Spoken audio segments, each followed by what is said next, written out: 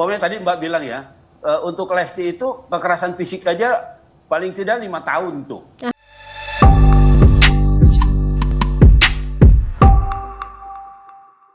Jadi kalau kita ulas secara kita flashback ya, ada beberapa faktor penyebab dari KDRT ini sendiri, faktor internal dan faktor eksternal. Faktor internal itu apa? Tadi kondisi biasanya pelaku ini mengalami depresi sehingga tidak bisa mengontrol emosi. Anger manajemennya ya.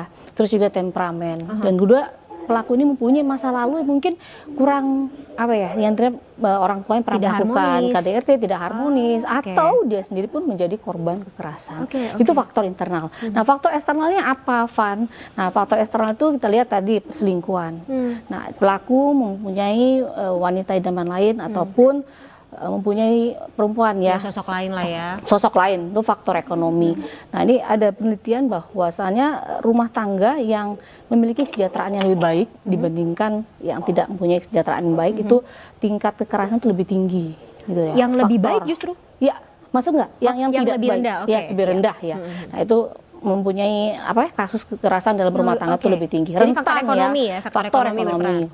Dan ketiga ini adalah budaya patriarki yang masih menganggap bahwa posisi suami itu selalu nomor satu. Begini, kalau kita ngomongin budaya patriarki nih Fani, bahwasanya hubungan suami istri bukanlah antara atasan dan bawahan. Hubungan suami istri itu bukanlah antara majikan dan buruh atau orang pertama dan orang kedua. Kembali lagi, apa alasan kita tujuan untuk menikah? Kembali lagi kita untuk membentuk rumah tangga yang harmonis.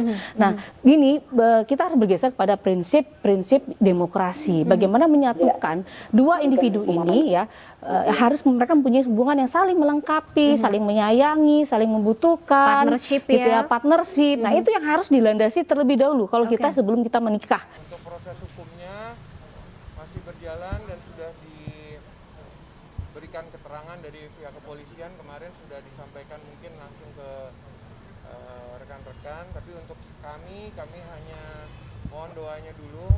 Sementara waktu ini kami lagi berkomunikasi ke pihak keluarga, baik keluarga Dede dan juga pihak keluarganya Mas Bilar.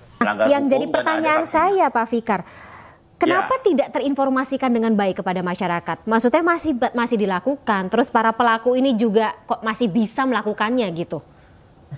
Nah, itu juga menjadi pertanyaan saya gitu ya. Artinya kita sebenarnya punya kementerian yang khusus mengurusi perempuan, ya kan? Perempuan dan anak. Nah, mestinya di kementerian ini paling bertanggung jawab kalau menurut saya. Ya.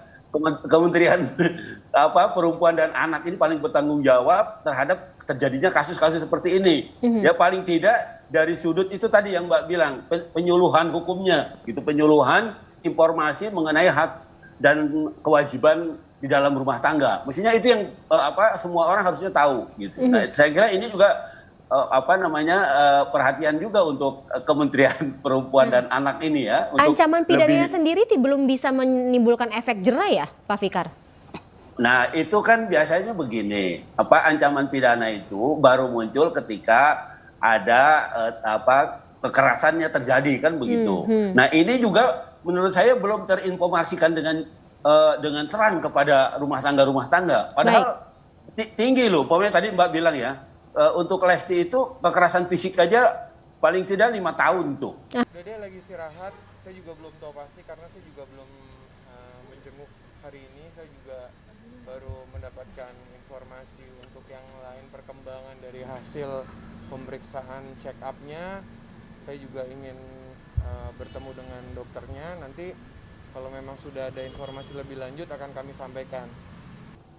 Nggak bisa. Nggak ada alasan pemaaf di dalam KDRT itu karena pola relasi laki-laki dan perempuan itu di dalam, ya kita bilang seimbang gitu ya. Apalagi umpamanya pernikahan itu atau perkawinan itu kan perjanjian sebenarnya. Hanya saja di Indonesia dikasih dimensi Tuhanannya, ya ada dimensi religiusnya gitu. Tapi kalau di negara-negara lain, perkawinan itu murni perjanjian. Gitu. Pola relasinya, kedudukannya sama. Sama, betul. Partnership ya tadi ya. Pihak satu dengan pihak lain. Gitu.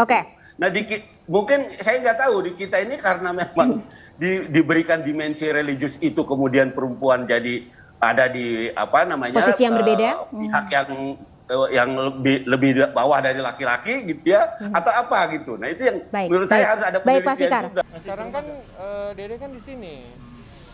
Dari kapan berarti Bang?